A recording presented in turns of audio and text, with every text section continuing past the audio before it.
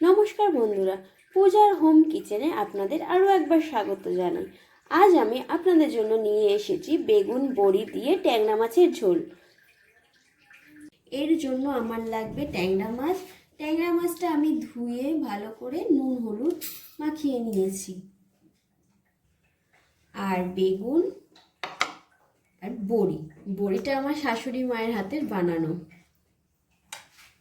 কালো জিরে ফোড়নে দেওয়ার জন্য, হলুদ, লঙ্কার গুঁড়ো, জিরে গুঁড়ো, আদা বাটা, কাঁচা লঙ্কা কুচি, টমেটো কুচি, নুন, আর লাগবে আমার সর্ষের তেল। আমি জ্বালিয়ে নেব।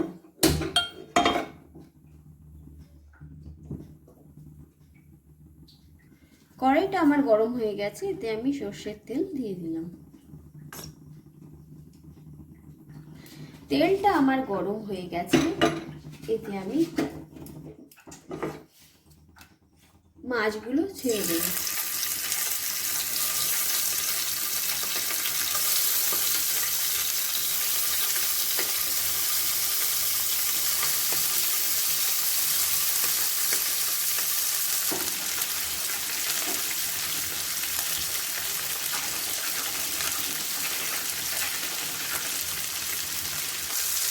মাছটা আমার এক পিঠ ভাজা হয়ে গেছে, আমি উল্টে দেবো।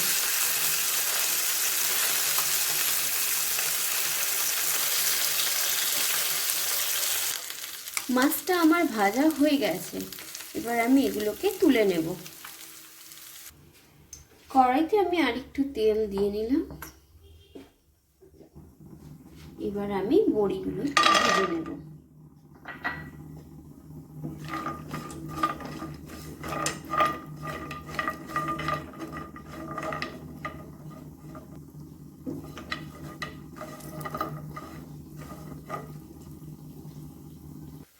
বড়িগুলো আমার ভাজা হয়ে গেছে, এগুলোকে এবার আমি তুলে নেব। বেগুনটা দিয়ে দিলাম।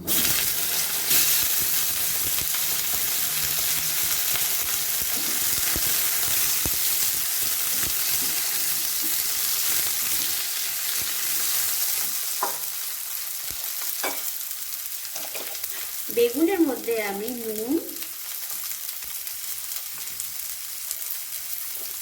হলুদ দিয়ে দিলাম।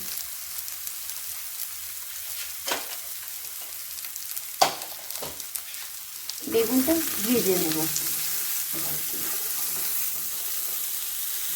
বেগুনটা আমার ভাজা হয়ে গেছে, এটাকে আমি তুলে নেব। আমি আবার কড়াইতে তেল দিয়ে নেব।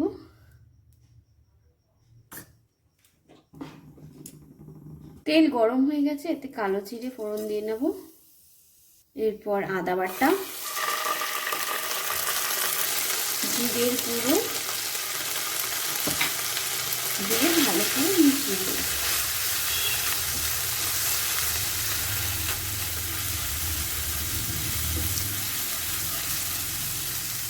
আদা জিরেটা একটু কষানো হয়ে গেলে এর মধ্যে টমেটো, কাঁচা লঙ্কা, লঙ্কার গুঁড়ো দিয়ে ভালো করে আবার কষিয়ে নেব।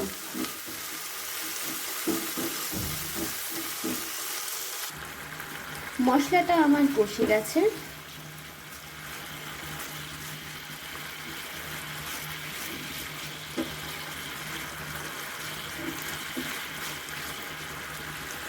এর মধ্যে আমি জল অ্যাড করে দেব।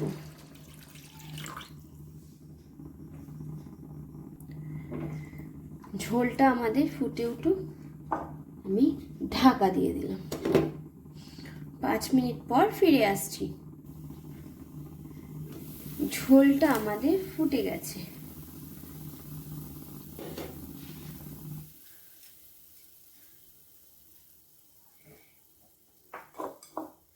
এর মধ্যে আমি বেগুনগুলো দিয়ে দেব।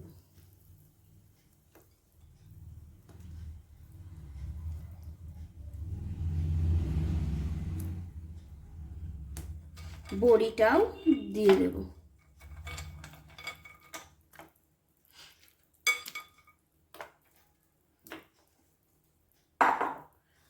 আবার আমি ঢেকে দেব।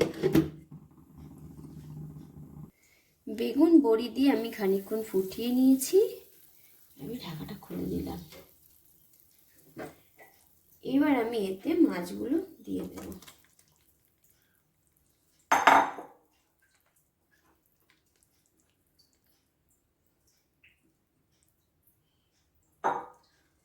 আবার আমি ঢাকাটা দিয়ে দেব। 5 মিনিট ফুটে উঠুক, তারপর আমি ফিরে আসছি। ঝোলটা আমাদের ভালো করে ফুটে গেছে। এবার আমি ধনে পাতাটা দিয়ে দিলাম।